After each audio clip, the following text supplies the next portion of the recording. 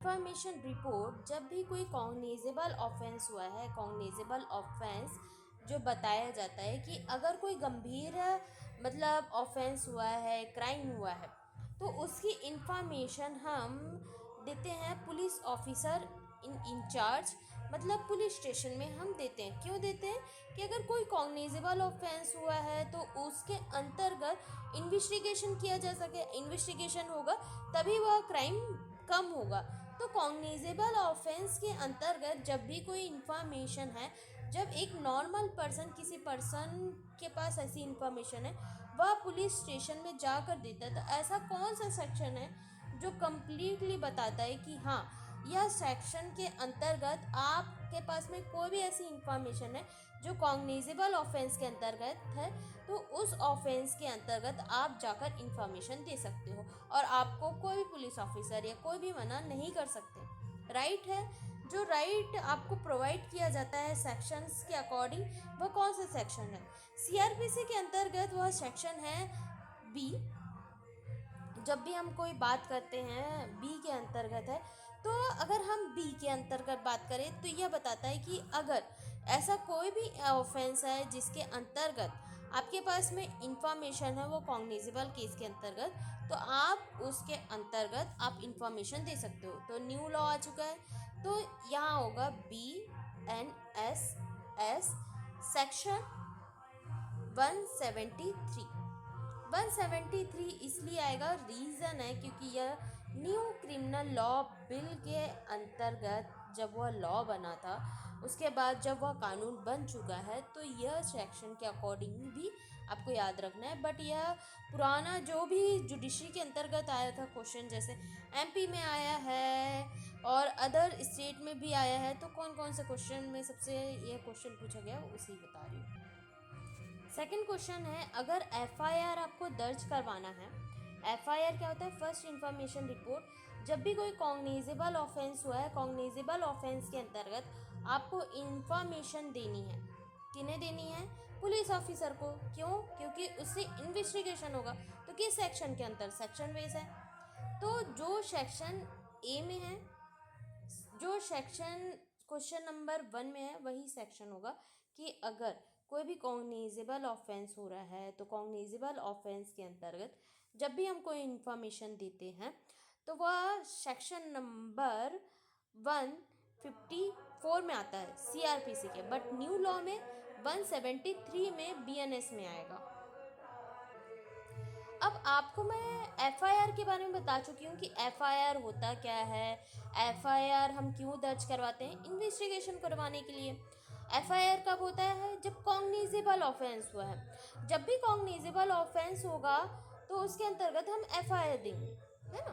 तो first information report की जो डेफिनेशन दी गई है, कहीं डेफिनेशन नहीं दी गई है कहीं भी, क्योंकि फर्स्ट इंफॉर्मेशन रिपोर्ट की ना सीआरपीसी में कोई डेफिनेशन है, ना बीएनएसएस के जो डेफिनेशन क्लॉज में वहाँ भी इंफॉर्मेशन के अकॉर्डिंग यह डेफिनेशन नहीं दी गई है।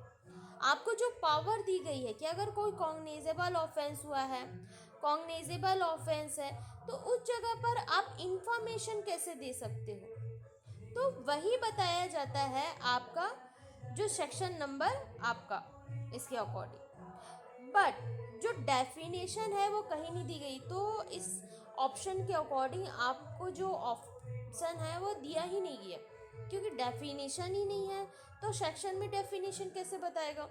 तो यहाँ जो होगा वो होगा कि आपकी जो डेफिनेशन है ना वो सीआरपीसी में डिफाइन है, ना आपके बीएनएसएस के सेक्शन में डिफाइन है। तो इसका आंसर होगा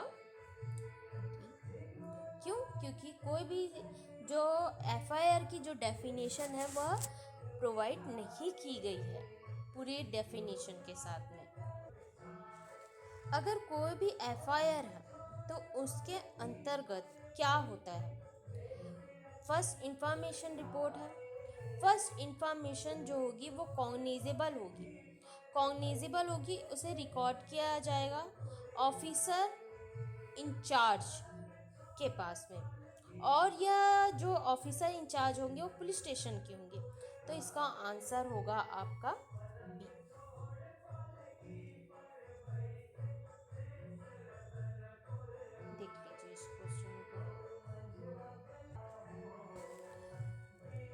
अब इसमें से बताना है कि हमें फर्स्ट इंफॉर्मेशन जो रिपोर्ट है वह उसकी मीनिंग क्या है। मीनिंग तो हमें पता है। मीनिंग क्या होता है कि आपको कॉग्निजेबल ऑफेंस के अंतर्गत आपको जो भी इंफॉर्मेशन है वो पुलिस ऑफिसर इंचार्ज को देनी है पुलिस स्टेशन में, यह बताया गया और यह पावर भी है। बट यह क्या बताया, जब भी कोई क्वेश्चन देखते हो ना तो 1 से 2 बार उसे रीड करो। इनकरेक्ट पूछ रहा है, करेक्ट नहीं पूछ रहा है। करेक्ट का क्या है, डेफिनेशन ही नहीं दिया गया। बट इनकरेक्ट इनमें से क्या हो सकता है? जो रिपोर्ट है वो कॉग्निजेबल ऑफेंस है, ये तो करेक्ट हो गया। जो इन्फॉर्मेशन दी जाती है वो पुलिस ऑफिसर को दी जाती है, ये भी करेक्ट हो गया। इन्फॉर्मेशन है जो टाइम पर दी जाती है, ये भी करेक्ट हो गया। तो इनकरेक्ट क्या है? ओनली रिटर्न फॉर्म में दिया जा सकता है? नहीं, ओरली भी दिया जा सकता है। जब भी कोई इन्फॉर्मेशन हम देंगे तो उस सेक्शन में बताया भी गया है। सेक्शन नंबर बीएनएस का जो है, बीएनएसएस का है जो भारतीय नागरिक सुरक्षा संहिता के सेक्शन नंबर 173 में बताया गया है कि जो भी इंफॉर्मेशन आप दोगे वो कम्युनिकेशन इलेक्ट्रॉनिक फॉर्म में हो सकता है, ओरली हो सकता है, रिटर्न में हो सकता है। बट आप तीनों जो पॉइंट को आप दोगे ना, ओरली दोगे, रिटर्न में दोगे या आप जो भी इलेक्ट्रॉनिक फॉर्म में दोगे, सब कन्वर्ट होगा रिटर्न में।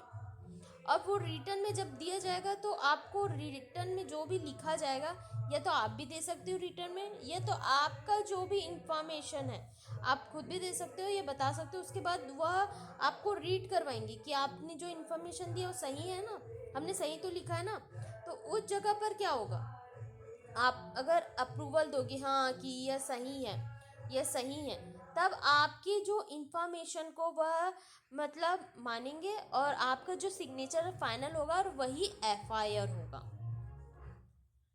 ठीक है, तो इनकरेक्ट क्या है आपका डी।